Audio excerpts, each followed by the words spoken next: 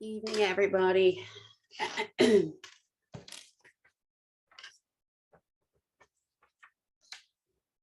right, make sure your cameras are on, please. Thank you.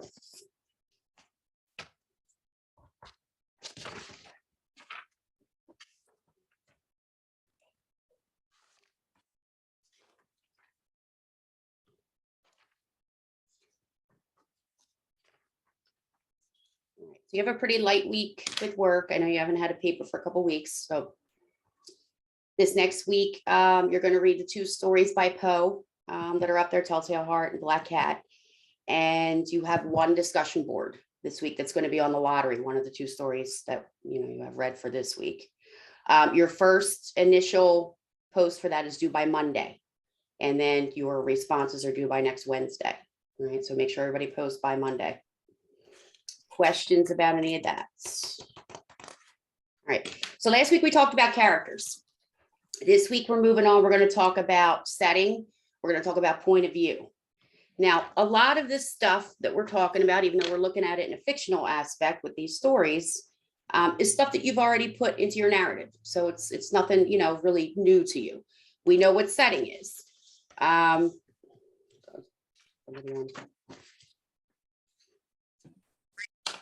Basically, it's, a place where a story happens. We know that just like your narratives, that setting has to change as we go along, or, a reader's going to get lost. But what makes a setting a little different in a narrative, that what we're reading now, actually, this fictional stuff, is that the setting can actually become a symbol. It can become part of the story, more so than just here. I'm just kind of moving you along to let you know that we're here and we're there. Some of these settings actually become symbols. One example, Rose for Emily, that we're going to talk about in a little bit. Faulkner uses that town, where it takes place as a symbol, just like last week when we talked about, because I'm going to refer to all readings, as we're going along. Just like last week, Young Goodman Brown was set in that setting of Salem, and that setting becoming part of the story, is almost like a character, in the story. This Rose for Emily takes place in a house, right? And this whole story revolves around the house and what goes on with Emily, and nobody knows what's going on inside that house. And the townspeople talk about it like, they guess, they come up with these stories, these fantasies. They're basically being nosy neighbors, oh, this is what we think's happening, and this is what we heard. And this whole town is basically based on rumors because they don't know what's going on inside of that setting, which actually becomes a symbol, right? Because when they eventually do get into that house that they wanted to so bad and had to wait for Emily to die to do it, what's in there, right? What did they discover? What, you don't have to tell me now, but we'll talk about that. But so the thing that makes setting a little bit different when it comes to fiction is the fact that it can become a character in the story. It can become a symbol in the story, unlike the way we use it is to just say, here's where, things are happening. But point of view, right, is what I want to kind of focus on with both of these stories. And we didn't really focus a lot on point of view other than me saying that you were, going to be in the first person when you did your narrative because, the story revolves around you. But this idea of point of view, I say, think of an accident. And I think I did this too with you, with your narrative. I said, there's these different, when we talked about that cubing exercise, how many different perspectives there are. Now, the point of view that specific characters decide to come from, right? We have first, we have second, we have third. Yes, that's not going to change, right? It's always going to come from the I, me, like you did with your narrative. It's going to come from that you perspective if we have two characters talking to each other, or it's going to come from a third person perspective, somebody that's telling the story. He did this, she did that, it went here, it went there. No big deal with that. We know that, we understand that. But when it comes to analyzing literature, that's a little bit different, a little bit more in depth than just that first person is I, you, me, that kind of thing. We have what's called a reliable and an unreliable narrator in a first person perspective in analysis of literature. And you're a reliable narrator, right? You told your story. When you wrote your story, there was no reason for your reader to not believe you. I'm telling you what happened to me. This is what happened. I went here, we did this. And okay, there was no reason to doubt that you weren't telling the truth in your story. And a lot of times in fiction, yeah, we tend to just believe the narrator. If we read something, whoever it is that's telling us that story, we believe them. But sometimes first person speakers can be what we call unreliable. And we won't know that as a reader. You're going to see that. We're going to talk about that next week, in Poe's stories. Poe is really, really big on using what's called the unreliable first person narrator, meaning that you have somebody telling you the story from their perspective, but for some reason they can't be believed. What they're telling you might be pulling the wool over your eyes, per se.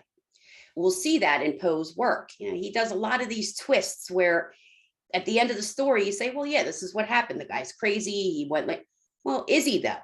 And a lot of times these first person narrators aren't just crazy, but they're lying to us. They're misleading us on purpose. When it comes to an unreliable narrator, it's sometimes difficult for us to kind of pick that out. We have to be really kind of reading close to see the cues when it comes to something like that. I'm going to point that out in some of what we're going to read, over the next couple of weeks.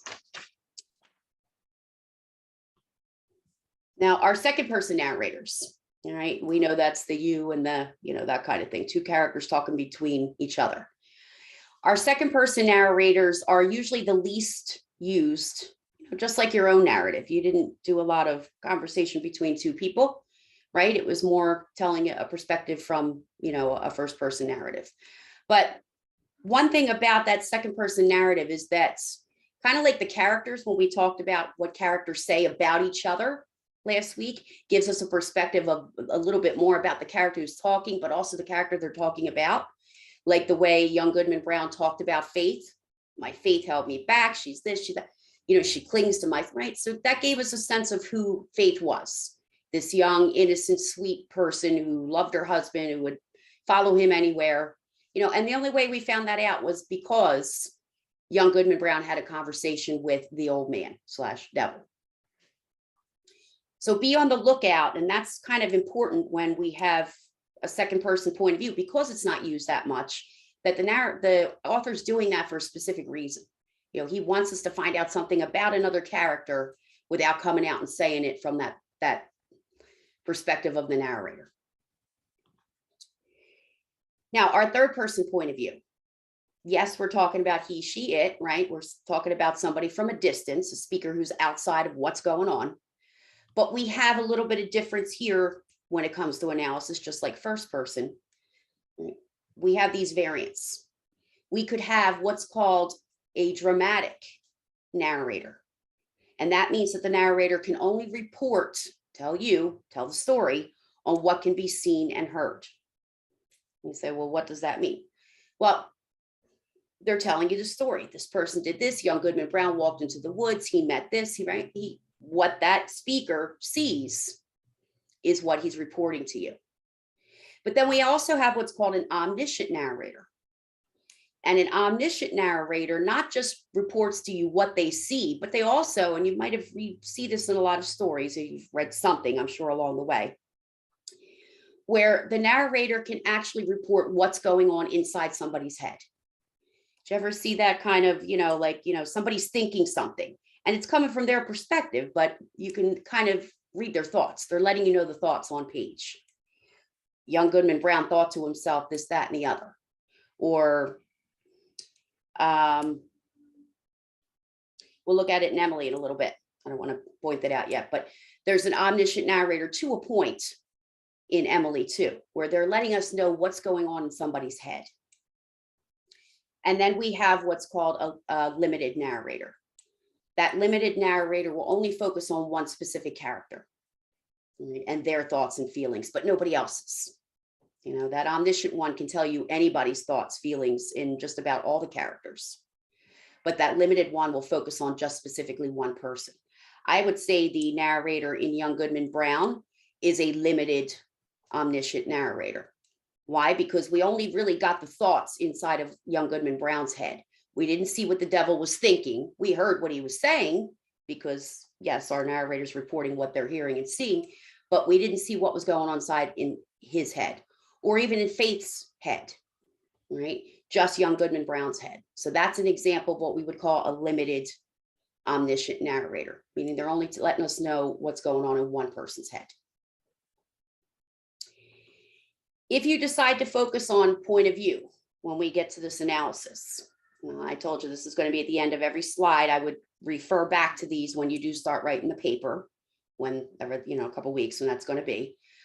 These are some things you want to talk about if you decide to focus on point of view. If it's a first person narrator in the story, are they reliable or unreliable?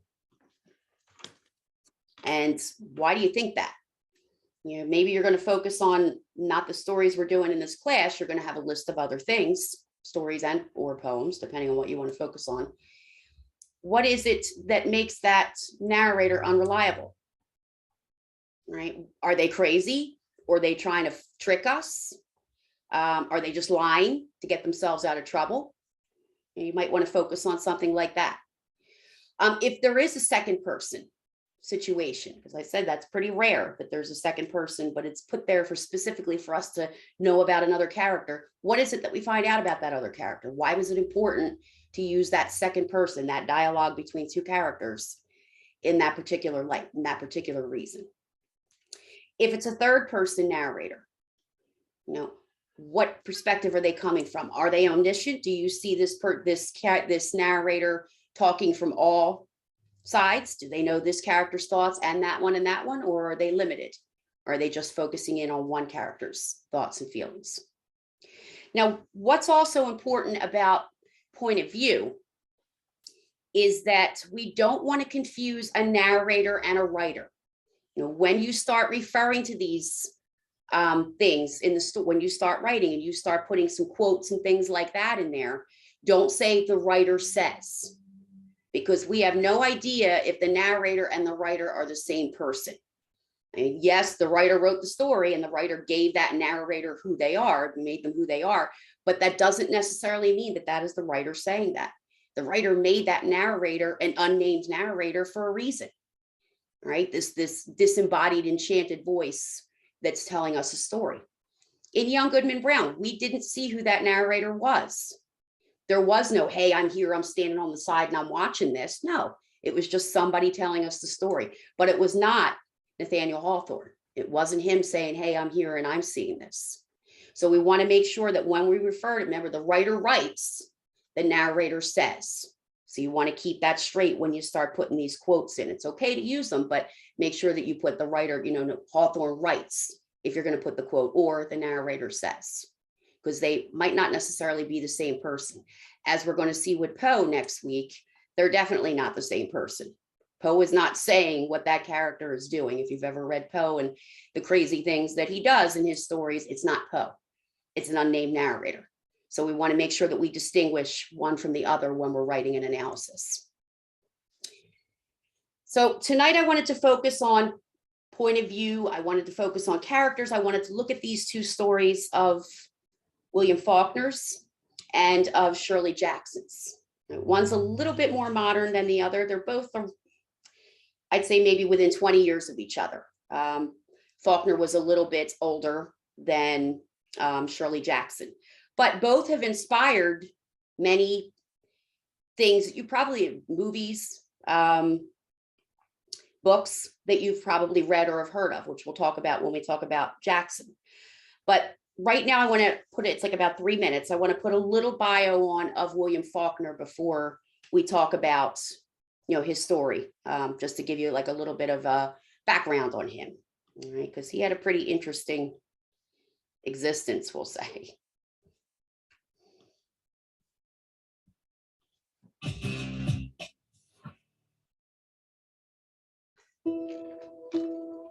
A two-time Pulitzer Prize winner, William Faulkner is considered one of the 20th century's greatest writers. He was born on September 25th, 1897. William Faulkner was the poet-novelist of Mississippi. He grew up in Oxford, Mississippi, and he never left. He went to the University of Mississippi, and this is where he lived his life. Every single one of his major novels is set in Lafayette County, Mississippi, which he called Yoknebatafa in his novels. Faulkner is known for reflecting the history and culture of the South in his work. His first novel, The Sound and the Fury, was published in 1929. Sound of the Fury is considered Faulkner's masterpiece because it's the first book in which he really got inside point of view and got inside voice. And those became, I think, the defining factors of his writing. No one had ever seen such a complicated novel before. Imagine opening with a long, long sequence by someone whose mind is deranged. And so the reader doesn't know where he or she is for 10, 20, 30 pages. This was brave. It was even crazy. But eventually, pretty quickly, very smart readers understood that William Faulkner was an innovator. During the 1930s, Faulkner wrote As I Lay Dying, Light in August, and Absalom, Absalom, three powerhouse works that cemented his reputation as a technically complex and imaginative author. Faulkner wrote several of his masterpieces within the period of a decade. Looking at those works written in such a concentrated period of time, it's difficult to dismiss him. He upped himself virtually every time. They just keep coming. And I think that's what now scholars look back on and see complex masterpieces within about 12 years. And that's pretty amazing. Faulkner amassed critical success as a novelist, culminating in the Nobel Prize for Literature in 1949. I think the Nobel Committee probably selected Faulkner not merely for his great innovations, but also because much of what Faulkner wrote about and a lot of his sense of himself as a writer was as someone who documented the ability of people to endure. And that was the theme of the speech that he delivered in Stockholm when he accepted the prize. It was his work as a screenwriter, penning such movies as Road to Glory, Slave Ship, and The Big Sleep, that earned him financial freedom. Faulkner wrote screenplays for one reason: money. He was broke all the time, and he liked to live in a big mansion. He had a lovely house called Roanoke. And to support his lifestyle, he wanted to live like a Southern aristocrat. He drank a lot of whiskey, and good whiskey. So he went to Hollywood to make money. In 1954, Faulkner wrote the novel A Fable, which won him a Pulitzer Prize and the National Book Award. In his own lifetime, Faulkner was praised by all sorts of committees. He won Pulitzer Prizes. He won the Nobel Prize. He was given awards by the French government. He was widely recognized in his own time. Faulkner died of a heart attack on July 6, 1962, at the age of 64. He posthumously earned a second Pulitzer Prize in 1963 for his final novel, The Reavers. Faulkner criticism now outpaces Shakespeare criticism. Now that we move into the 21st century, scholars find him so rich. Every text opens itself up to multiple readings with its complexity. I think he'll be remembered as one of the greats.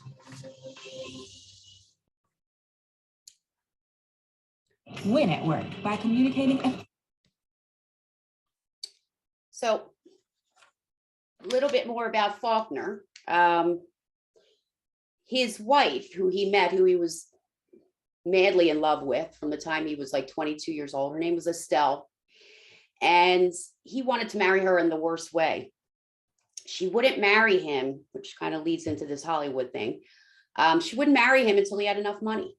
You know, she basically said, you don't have enough money for me to marry you right now.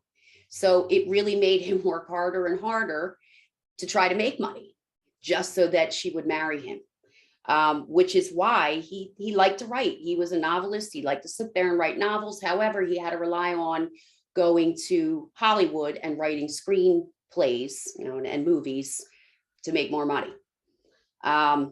Yes, he did drink a lot, and she did too. They were both alcoholics in a sense. Eventually, she wound up back then in the 1950s, you know, 40s, 50s. She went into an insane asylum. That's where they used to put you if you were, you know, like just a complete drunk. she kind of lost it there. She was in there for years, you know, and all that time he was alone. He never had an affair. You know, he really, really, really hoped that she would get better, that she would, you know, get her senses back, but she never did. She ended up dying eventually in that insane asylum. And it pretty much broke his heart, and he pretty much spiraled too, and just did more and more drinking. It got to the point where even though he was working on screenplays for Hollywood, he wasn't making deadlines. The studios were after him to finish things that he wasn't finishing, or make changes on things that he wasn't making changes on. So he pretty much tarnished his name in Hollywood too. And he did die at a very, you know, a younger age, you know, in the early 60s, you know, from a heart attack, which they basically said was just, you know, just too much, you know, just a bad lifestyle. Now, some of the things I told you, that writers take things just like Hawthorne did from real life, just about all of them do, and put it into their stories. We have this Rose for Emily, and as we just heard, you know, Faulkner pretty much set everything in that town of Mississippi, because that's where he came from. So some of what, you know, you're reading, this description of the town, this setting of the town, the way they say that, you know, the house looked, these Victorian homes, the way the town looked, was basically what Faulkner saw, you know, around him. This was his town in the 1930s. Another thing that he brought from real life and put into the story was his grandfather. His grandfather was actually, back in the day, the person who started that town in Mississippi. I mean, this was years and years earlier, in the earlier 1800s. His grandfather started this town in Mississippi. He opened up the first bank. He was the town's first lawyer. He was pretty much a jack of all trades. He used to do a whole bunch of different things, his grandfather. And his grandfather was called the Old Colonel. That was what the town used to call him, the Old Colonel. And who's one of our characters in the story, even though we never really meet this character, but this character supposedly told Emily and her father that they never had to pay taxes because they were friends and they had done this guy a favor, the Old Colonel. So he took real life inspiration, his grandfather, his town, and he put it into this story. And so that's kind of the sense of that. We talk about verisimilitude. I talked about one of those terms last week, how an author makes something more realistic. And in this case, that was his way of bringing that realism into the story. So what did you think about Emily? What did you like the story, not like the story? Was it just, I don't know. What did you think about the story before we kind of talk about some of the things in it?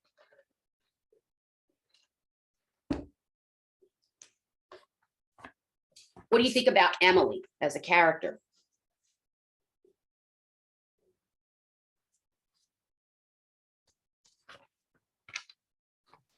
I would say like she's crazy or like insane. Okay. Yeah, maybe she's insane. You know, we know something's wrong with her. Somebody that lives at home until they're, you know, with her father, and her father never thinks anybody's good for her. Yeah, I would say that. Some of the actions that she does, right? We could say she's insane. But how about these people telling the story? What would you say point of view they come from? Would they be first, second, or third? Because basically we don't get to see Emily for Emily. Emily rarely talks in this story. We're getting everything secondhand through the townspeople, right? Those townspeople are the narrators here. And those townspeople, you know, we saw this, we saw that. We don't know who any of these townspeople are. We don't get names, but we get the sense that these are the townspeople, even though they don't say it. But are they reliable or unreliable? What do you think? Can we believe what they're saying happened the way it did? Why not? Why don't you think so? Because they're just assumptions that they're making. Good. So there's a case that you don't have to be crazy to be an unreliable first person narrator. You just might not know all the facts, right? They kind of made it up. We're assuming this. So yeah, these are unreliable narrators. Now, back to characters last week. Do you think they're flat characters or round characters?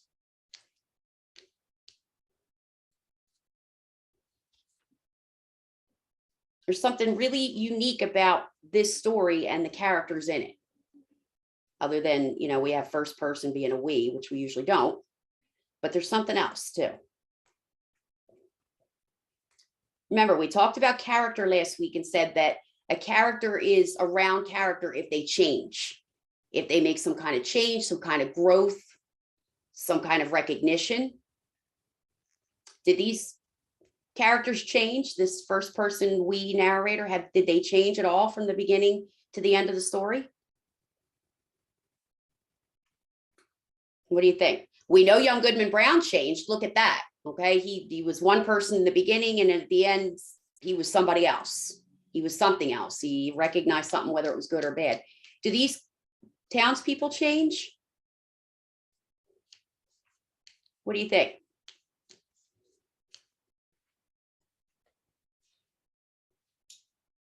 Kaylee, what do you think? Do you think they change at all? I was gonna say no, but like part of me says like yeah, kind of, because when they started feeling bad, there was a part that was like when they started feeling bad for her because it stopped like smelling or something after they were like saying stuff about it. So like would that be considered change at all or no? Well, did they feel bad, or did the mayor say, what do you want me to do? Go tell a woman she smells to her face? Okay, well yeah. Okay, yeah, I think maybe the mayor did. Maybe he's, you know, I can't just go tell somebody they're smelling, but I don't think these townspeople really changed. All right. We don't really get to know them inside and out. How about Emily? Would Emily be considered a round or flat character? Do we see any changes or growth, or do we know any more about her other than what we thought in the beginning she still is at the end? What do you think? Would you consider her a flat character or a round character?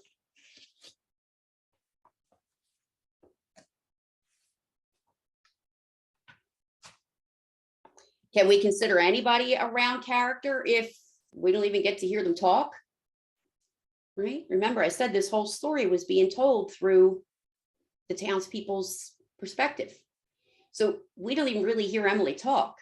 So if we don't hear Emily talk like we did, say, young Goodman Brown, there can't be any change, because that's just somebody telling us, well, this person did this, this, and this. So this story actually is a story that is loaded with nothing but flat characters, which is what makes it unique. Not only do we have a first person narrator that's a we instead of an I, but also Faulkner puts nothing but flat characters in the story.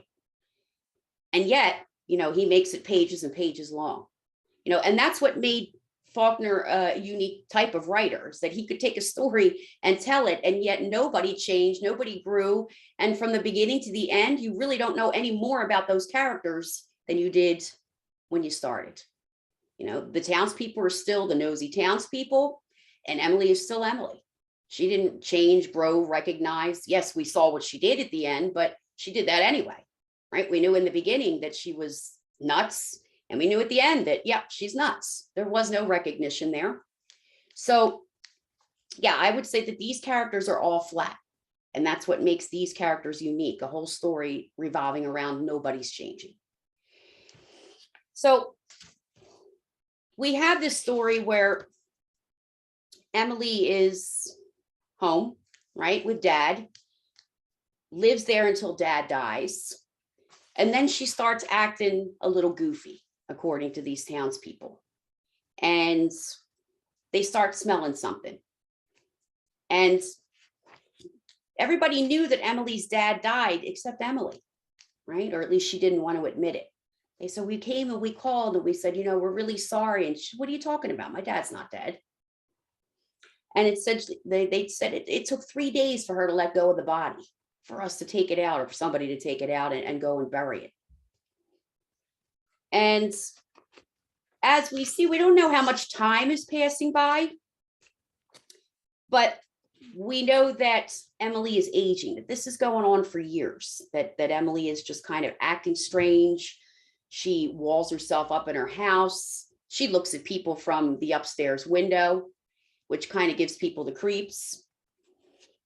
But then she has one person that comes into that house, her servant. And they said, well, we only see the servant go in and out once a day. And they don't even really talk to the servant. The servant doesn't. We said, well, we've asked the servant questions about what goes on. And he just ignores us. And he just does his thing. He goes to the market once a day and he comes and he locks himself back in the house. But then they said, we got to tell you this story, this part about she was sick for a while. And then she cut her hair really short. And then the next time we saw her, because they don't see her much, her hair was this iron color. It was this color, it was that color. Time is changing in this story, not by us saying that time is passing, but by Emily's hair. It's actually telling a story in time by saying Emily's hair was this, then the next time we saw her, it was that. Then at the end, right, it was that long whitish iron gray on the pillow, right? So time is passing by Emily's hair colors, which also gives it kind of a unique perspective. Well, we know that this is going on for years, that we have no idea how long, but that Emily is aging. First, she was given piano lessons. Then she closed her house up again. Then she was sick for a while. Oh, but then, right, and it's kind of a piece together thing because it's coming from somebody's perspective. Think of when somebody asks you, hey, tell me what happened last Friday.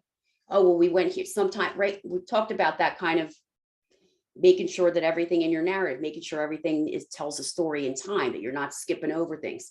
Well, that's what this story does, right? These are narrators that are kind of jumping all over the place. And they eventually get to a part where they say, well, it got to the point where change was coming to the town. They were going to put mailboxes in. We're going to start delivering mail. And they had to paint the addresses on the curbs. Well, Emily didn't want that. She didn't want any, kind of change there. But when these changes started taking place and when they started building a post office and all this stuff, they said that people came to town. The workers came to town, the Northerners. And they said, they focused in on one, Homer. And they said that Homer Barron came to town. And Homer and Emily, right, they from what they saw, there's something going on there. They said Homer and Emily were becoming a couple. We used to see them on Sundays driving in the carriage together when Homer was off from work. But all of a sudden, Homer went away and didn't come back. And Emily goes to the store and they said, somebody saw her at the druggist. Somebody, right? Not, it's just the town. Somebody saw her at the druggist. And they said, oh, she's going to kill herself. Well, why is she going to kill herself? Well, because she asked for arsenic from the druggist. And when the druggist asked her for a reason for that arsenic, she didn't answer. So he wrote for rats on there, on the bottle. And they said, well, it's probably good that she goes and kills herself because, she don't have anybody and now Homer's not around anymore. And, it's probably for the better. Well, what happens that now lets them believe that they were wrong? What do you think? What happens what's so special about Homer that they got wrong? Were Homer and Emily ever going to be together? Were they ever going to be a couple like this town just assumed? What do you think?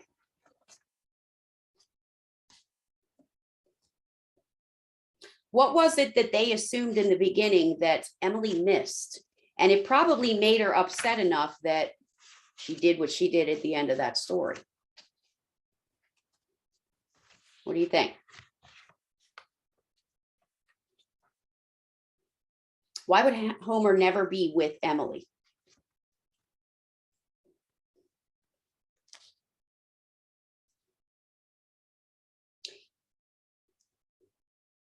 They said, a foreman named Homer Barron, a Yankee, a big, dark, ready man with a big voice and eyes lighter than his face. The little boys would follow in groups to hear him curse and singing. Pretty soon, he knew everybody in the town. Okay, well, there's one clue right there. All right. Then later on, they said something about what?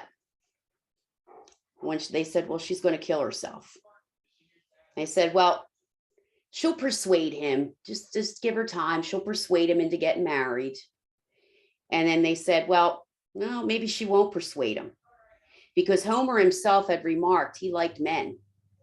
And it was known that he drank with the younger men in the Elks Club, that he was not a marrying man. I thought he was like a bachelor, or and like and Yes. not really interested in getting married. Right? Why not? Why is he not interested in marrying Emily? Well, because he's gay. Or, Yeah, because he's okay. gay. Because he's gay. And again, a very controversial thing to talk about in 1930, right? That Faulkner put this in here, right? He didn't talk about that in the 1930s. But here, Homer is, he's not a marrying type. He likes the guys. Maybe somebody missed that. And the townspeople missed it in the beginning. They said, oh, they're going to get married. They're together. And then it's, oh, well, wait a minute. Maybe she's going to kill herself. Maybe she found out. Well, maybe she did find out. Maybe she realized, well, I'm not going to let him leave. And what does she do when he says, well, we're not going to get married, or I'm not into you? Well, she poisons him, right? So that he'll never leave. And then they said it was years. It went years and years and years where they just didn't see Emily at all until she died. And then they all got a chance to go into that house, and they couldn't wait. We got to go to Emily's funeral. And what did they see? They said, well, we had to respectfully make sure that she was in the ground before we went into that one room that we weren't able to get into upstairs. And what did they see when they opened that up? Well, they saw an old, decayed, dead Homer Barron laying there in night clothes, and an iron gray hair on the pillow with an indent next to him, meaning she was sleeping with him, next to him all them years, as he was laying there rotting away. That she'd rather have that than just like not letting go of her father, just not letting go of the fact that she was supposed to pay taxes, right? In the beginning, it's kind of all these things that she's not letting go of because she has this aversion to change, right? So this whole story is about this issue of change and how she's been resistant to it all along. I'm not going to let go of my father. I'm not going to let go of Homer. I can't accept that. I'm not going to pay taxes. I'm not going to let change come to the town. I don't want mail, right? So all these different things that add up, that show that she's just completely, not ready for change. Another thing that goes on in this story, towards the end, and they commented on the fact that some of the very old men, they said some of the very old men, some in their brushed Confederate uniforms on the porch and the lawn, talking of Miss Emily as if she had been a contemporary of theirs, a girlfriend of theirs, believing that they had danced with her and courted her, perhaps, confusing time with its mathematical progression. Well, we know, according to everything that went on, that Emily never dated anybody other than Homer and wouldn't let him go. So these old men never did that. These old men never danced with her and courted her, and that, but yet they said they did. Oh, I remember a time when. Why is that? What is Faulkner trying to say? What do you think? Think of what happens when somebody dies. Did you ever go to a funeral and talk bad about somebody? Probably not, right? Nobody goes to a funeral and says, boy, that son of a bit, right? No, you don't. It's always nice things, or you don't go to the funeral. But you have nothing but nice things to say. Death always changes how somebody sees somebody else, right? You might have the worst enemy, but if they died, you wouldn't be happy. If you went to that, you wouldn't be sad, but you wouldn't be like, well, yay. Well, that's a sin. I remember one time, or, that I had an interaction. Right? You'd always think of something good. And that's basically what is going on here. They're finding something good, even though they're making it up, or confusing time. Oh yeah, I remember a time that I did that, right? Because death always changes how people are looked at. So that's a little bit about that story. Now, Shirley Jackson's is a little bit more modern, a little bit, by about 20, 30 years. Shirley Jackson lived, I'd say, a more calmer life than Faulkner did. She was born in San Francisco in like 1916, right? And she died in like the 1960s. So a little bit more modern than Faulkner. She lived out in San Francisco until she was about 16, 17 years old, and then her family moved east. She ended up going to Syracuse University in the 1940s. And she published her first story while she was there in college at Syracuse University. She met her future husband. His name was Stanley Wyman, while she was at Syracuse. He was also a student. And the two of them founded the literary magazine that is still going today. Syracuse's literary magazine still goes on at the school today, but they were the two founders of it back then. They said, we're going to come up with a literary magazine. We're going to have people, write things, college, whatever. They both graduated in 1940 and they moved to Greenwich Village and they got married. Jackson wrote every day. That was her thing. She was a housewife most of her life. Stanley liked it that way. But she made sure to write every day. They eventually had 3 kids. But even with being a busy housewife, having these kids to raise, she always made sure that she put aside 2 hours a day to just write. And she continuously wrote. The Lottery was published in what was called the New Yorker magazine in 1948. And to this day, even to this day, in the 2022, it has been the story that has generated the most amount of mail to the New Yorker magazine. Well, they'll tell you that to this day. And it was all hate mail. It wasn't good stuff. People didn't write in good stuff about this story. They didn't like it. Just like Poe, we're going to see that people back then, when Gothic literature was, when anybody that touched any kind of Gothic literature, people didn't like it. Like, no, don't like it. We like it today, but back then it was, I don't know, not a thing. The Lottery made her famous, right, and rich, but Stanley still insisted on having control. He's a very controlling man. He controlled all of her money, even though she was making more of it than him. He was just a professor. He ended up becoming a professor. She was making all this money and he was taking it from her and keeping her home with the kids. He gave her very little to live on. Here's money to go buy food, and that's what you get.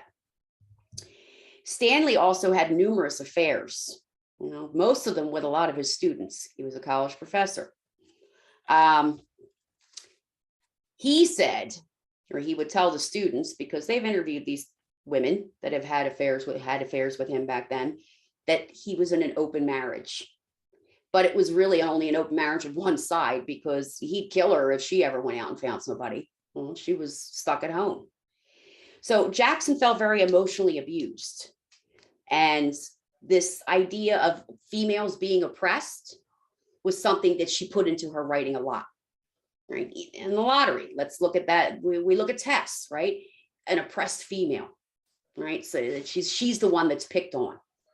So that idea of, female oppression comes out in a lot of her characters, because that's the way she felt. That was the kind of life that she had at home. She wasn't physically abused, but obviously very emotionally abused.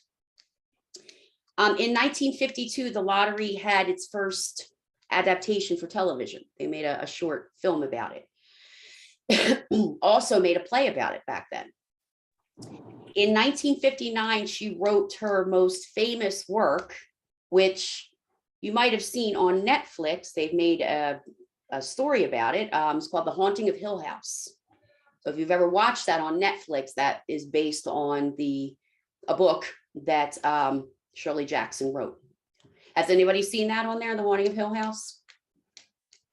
You should watch it. It's pretty good. It's scary. It's like in I think 8 parts or something like that on Netflix. It's yeah, it's more modernized version, but yeah, I mean, that was based on her story. In 1961, she won the Edgar Allan Poe Award for Gothic literature. Poe lived back in the 1800s, but yet Shirley Jackson was able to bring that idea of Gothic literature back with some of her writing. And in 1963, Jackson was invited to teach at Syracuse. And he finally let her do it because the kids were older now, and she was allowed to go out and actually work and teach, and she liked it.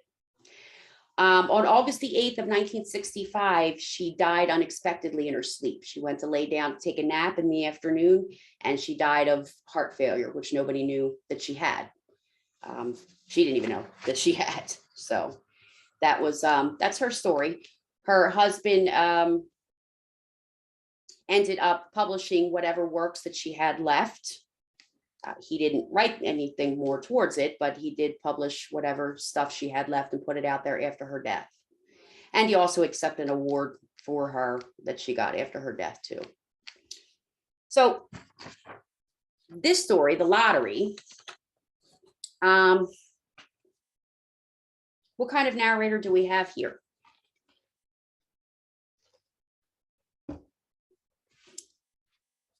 Who's telling this story?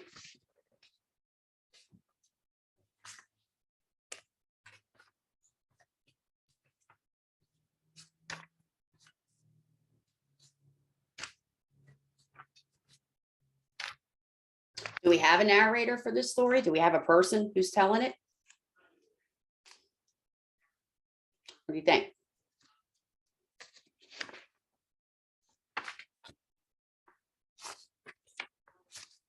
In this case, we have a third person narrator. I wouldn't say omniscient because we don't see inside of anybody's head, right? We just kind of, it's just somebody reporting the action to us.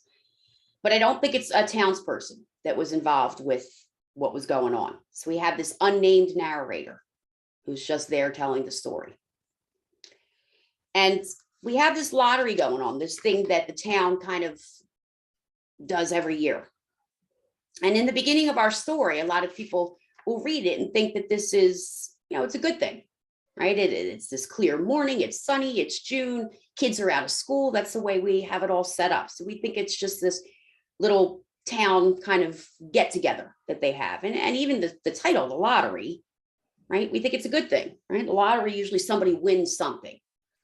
So from the very beginning, we have that element of things are not going to turn out the way they are being proposed in the beginning. Again, a big component of Gothic literature. Things in the beginning are never going to be the same. They're going to be the complete opposite in the end. But Jackson puts little things into the story here and there that let us know that something's not right. She says, oh, you know, the kids are playing with the big pile of rocks, putting some in their pockets. Okay, well, there's nothing big about that, and the men were kind of looking ominously at that pile. Well, why? You know, why would they do that? She also says that liberty of being out of school, of it being summer, of nobody's at work, it was kind of sat uneasy on the town. Well, if kids are out of school, why would they feel uneasy? That's like the best time, right? You think of yourself being a kid, being out of school at that time. Why is that an unhappy time? Well, there's something going on here. And then we kind of moved down saying the lottery was conducted, as were the square dances, the teen club, the Halloween program. So we're still going with the idea of lottery's got to be good because all these other things are good that happen in this town square. So what can be bad about it? But then we kind of move down and say that the postmaster, Mr. Graves, he's the one who runs it. And the original paraphernalia for this lottery has been long lost. We know that there's a black box. We know that Old Man Warner's always there.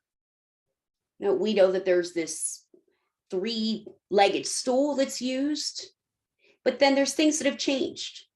You know, they used to use pieces of wood. They said they used to use pieces of bark and pieces of wood in the box, but now we use paper. And there used to be chanting and praise and prayers said before, but we don't remember what they were. So it's given us a sense that we know that this has been going on a really, really, really long time, whatever it is. So long that people have forgotten. You know, we used to be, you know, think of something that some kind of a event or something that used to happen, and we've kind of changed it along the way because people don't remember the actual meaning of it anymore, or the actual, you know, actions to make it happen. But so we move on and say, but we do know that we have to use the box. And we do know that even though this box is shabby and it grows shabbier every year, you know, that we have to redo the box, but nobody wants to. You know, we kind of just push it aside. And most of the year it sits underfoot, they said. Either somebody had it at the post office one year, somebody had it at the general store up on a shelf. It just sits wherever, you know, until this one day where it's special. And then we start talking about these ideas of, well, we know that the heads of families have to go first with this. And so we make all the males, you know, of every family in town come up and pick. And they pick something out of the box and they go back, and they're not allowed to open this piece of paper until everybody in the town is picked. And while this is going on, we now meet Tess. Somebody says, well, Tess isn't here. Where's Mrs. Hutchinson? Where's your husband? I mean, where's your wife? They say to him. Well, there she comes. And she comes down and she says, I clean forgot what day it was.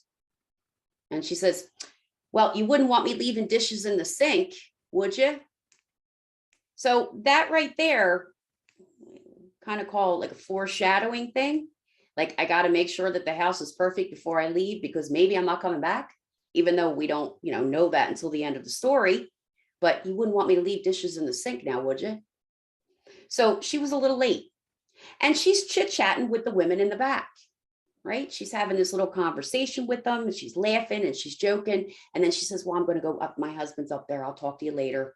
I'm going to go up there. Oh, no big deal. Again, we get the sense of, okay, you know, it's just a little town thing. There's nothing bad going to happen, until it does. So everybody picks from this, or every male picks from this box.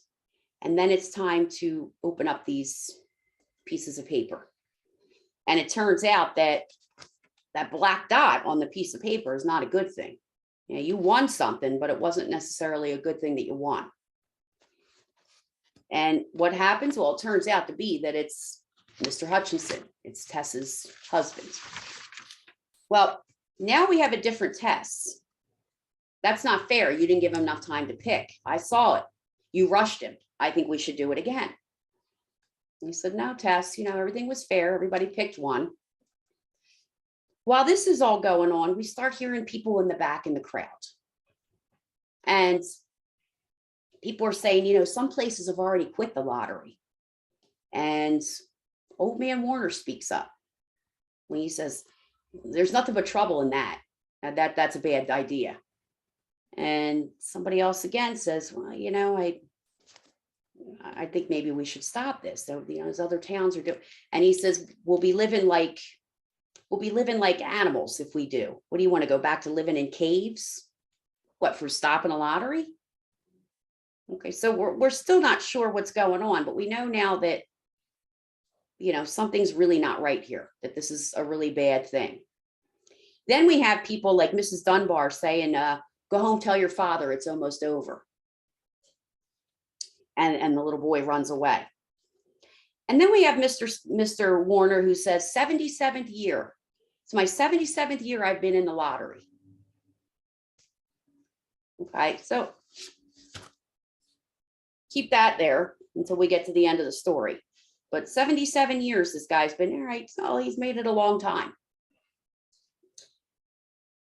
After Tess says it's not fair, well, now it's Tess's turn to, you know, it's now the next round of the lottery, we'll say. Now everybody from Tess's family has to pick, and just Tess's family. Well, Mr. Hutchinson picked that black dot, and now that black dot goes back into that box, And only the people in Tessa's family have to pick from that box to see who actually picks it for real now. But we have Tess here, who up until this point, is a mom. She's got kids. We figure, all right. Well, she says, well, there's Don and Eva. Make them take their chance. And Mr. Summers says, daughters draw with their husbands' families, Tess. You know that. So here she is ready to throw her own daughter under the bus, right? Well, make her, well, no, she's married. She would pick with her married family over there. You can't do that. One more person so that I don't get picked. She's ready to throw her own kid under the bus to say, well, make her pick. She's part of our family. So they go and pick, and it happens to be that Tess gets this black dot. And in the meantime, while they're picking, there's other kids in the family that are picking, right? There's little Davy and Nancy, right? Nancy and Davy, along with Eva, who's not with the family anymore because she's married. And one of Nancy's friends says, well, I hope it's not Nancy, because I'll lose my friend, right? I don't want to lose my friend. I'm a kid. And old man Warner chimes up again. It's not the way it used to be. He says, people aren't the way they used to be. Why? Because you don't want your friend to be killed? I mean, so what is that saying about the way people used to be? That they were willingly, yep, it's me, good, kill me, I'm ready to die? Well, it's basically what he's saying. You shouldn't be wanting to not want her to get picked, because this is what we do. Tess eventually gets picked, and everybody says, all right, come on, it's almost lunchtime, let's finish this up. Like, it's just a job now. And as she's saying, please don't, it's not fair. Here's the two friends she was just talking to and chit-chatting with behind her, grabbing rocks. They gave her son, little Davy, here's a rock. And they all surround her, and they throw the rocks at her until she dies. It's a real good ending there. As she's screaming, it isn't fair, it's just not right. So we find out at the very end that this lottery is not a good thing, that it's basically what we're doing it because of tradition. And basically that's what this story is all about, tradition. Right? It used to be this way, it used to be that way. We used to do it this way, but we lost that. We don't know what this is, but we know we have to do that. Right? It's steeped in tradition. And it's basically saying that human beings will carry on tradition even when they don't have to. Right? Just because it's a tradition.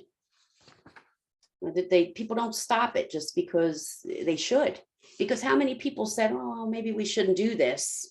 And what happens? They did it anyway. Now, why are they doing it? What was the whole principle of doing it even back then? Well, old man Warner brings that up, and he says they used to say that lottery in June, corn will be soon.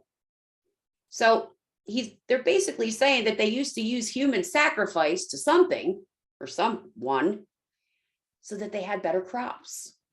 And that was how the town was started. Not that these people do it, because they seem to be a more modernized version of the town and don't believe in the fact that, well, if they don't kill somebody, they're not going to get corn. But that was why it used to be done. And that was why they just continue to do it. Now, old man Warner's a kind of interesting person, because how many people are in this town? It says in the beginning, there's about 300 people in the town. And that's with other kids we see that there's other kids in there. So that's with kids being born throughout the years. Old man Warner's made it how many times? 77 times. 77 out of 300 people. Odds are really in his favor that he didn't get chosen for 77 years now. Is it odds? Or is it that this lottery might be fixed? Right? Come on, 77 times and out of 300 people, and he just was not chosen ever. That's kind of odd. Odds are not in his favor that he probably would have been chosen if he's been in it 70. If he's the oldest person in the town and he's chosen 70 and he's still not picked. Why? Well, because there's a reason. Who's telling these people not to stop it? Who keeps putting those little interjections in there to say, oh, it's crazy. Oh, we'll be eating it. Right? They need old man Warner. They need him to stay alive, because if he wasn't there, people in the town might really stop the lottery. How many of them are talking amongst it? And every time somebody talks about stopping it, or hey, other town, no, we can't do that. It's old man Warner that's keeping it going. They need that person there to keep that tradition going. So somebody, this is a rigged lottery. Mr. Summers, they said every year Mr. Summers writes the names of everybody every year, and Mr. Summers hasn't gotten picked yet either. Right? There are certain people that are never going to get picked. Why? Well, because they have the control, right? They have the ticket. We can keep Warner, or why we can keep it from, I know which one that I need to pick when I'm, who knows how they do it, but somehow they do it. Yeah, Mr. Summers has to pick one too, but Mr. Summers picks first. Right. So he knows exactly, maybe there's something on it that he knows what to pick, so that he stays alive, so that he knows that's not the one with the dot. Now, this story is very similar to something that you might have seen or read. There's a movie out there about it. I told you that Shirley Jackson had inspired a lot of writers, inspired a lot of people with her writing that like this Gothic literature. And one of them was Suzanne Collins, who wrote The Hunger Games. And if you think about, have you ever seen The Hunger Games or read The Hunger Games? Right? It's basically a modernized version of the lottery. Okay? So she took this story and she made it more modern. And we have a lot of similarities. Has anybody ever seen The Hunger Games? Yeah, okay. So you have an annual event, right? Happens every year. We have the lottery, and in the Hunger Games, it's called the Reaping, right? It happens every year. We have a leader of that event, right? We have Mr. Summers, and in the Reaping, it's Effie, I believe, right? Now, yes, Effie is from the capital, right? We have those districts in the capital, but she's not a top person in the capital. She's on the lower level. She's just sent out to go and get. So we have that leader, right, that never gets anything, but nothing bad happens to them because they're in charge of this event. We have two characters that get chosen, right? Both females. Yes, I know that we have the opposite of Tess saying, no, I don't want to do it, and Katniss pretty much saying, let me do it for my sister, right? But it's still that persecution of a female character. Again, kind of goes back to that fact where Jackson felt persecuted herself, but that persecution of a female character, both in what Katniss does and Tess. Katniss is a little bit longer and has to go through that whole, game and whatnot. But the fact of the matter is, two persecutions of a female character. Now, both they show what it's like to blindly follow tradition. And that's the main kind of theme of both of these stories. We have the lottery that's going to continue to happen. We don't know why. You're just going to kill people every year just because. Same thing with the Hunger Games. Right? Every year this reaping is done. Now, you have 12 capitals, and 12 districts in one capital. Why are you all doing this? There's 12 of you in one capital. If you all got together, which eventually is what Katniss eventually tries to do, but in the actual original Hunger Games, you could have ganged up on the capital by now. You could have said, we're not doing this. We're not taking this. You're not going to kill any more of us. But they don't. Right? They just continue to allow it to happen, feeling like, well, there's nothing we can do. We have to blindly follow this tradition. So that's some of the kind of similarities that Suzanne Collins took and put into the story and made it more modernized. So she did basically take this story, the lottery, put it in a different setting, in a different scenery, but that whole premise of what's going on there is the same. Used female characters, used this kind of blindly following tradition, this reaping versus the lottery, you know, and how it happens every year. So there's another kind of example of real life, you know, inspiration being brought into a story, especially with that persecution of women, the way Jackson felt. Next week, we're going to talk about symbolism, and we're going to look at 2 of Poe's readings, right, and kind of see where symbols come into play in Poe's work. And a lot of his stories have, that's all it is. It's all symbols for stuff. And a lot of it has to do with things that he took from his real life too. All right. So questions about any of that?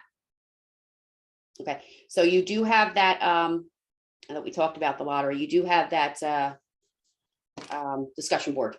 All right. That's on the lottery this week. So just make sure your first post is in by Monday, and then your responses by next Wednesday. All right. Turn this off.